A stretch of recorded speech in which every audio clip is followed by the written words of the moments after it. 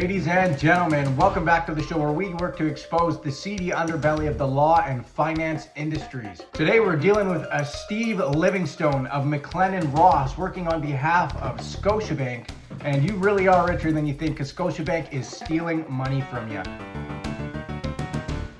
But to get down to the nitty-gritty of it, the defendant in this foreclosure has sent Steve an email asking him questions pertaining to the ownership rights of her mortgage. The defendant asked, when will I receive an independent verification from a financial expert, such as a chartered accountant, stating that they've checked the ledgers of Scotiabank and can confirm that my mortgage remains on the balance sheet as an asset and therefore proves Scotiabank maintains the rights to enforce this contract. As you can see here, Steve's response is that no, we will not provide you with any such verification.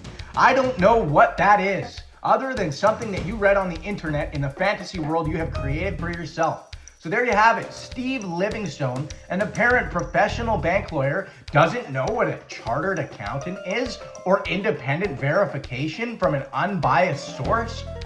Well, that's very telling. Either Steve Livingstone is an absolute moron or he's maliciously playing stupid. There's no way that you've entered the bank lawyer industry without the knowledge of what ownership rights or a chartered accountant is. Going even further, Steve says, to be absolutely clear, we will never provide you with an affidavit of an accountant that you believe is required because it is not required, and such a document is a figment of your imagination. That's right, the Canadian public are just merely imagining chartered accountants.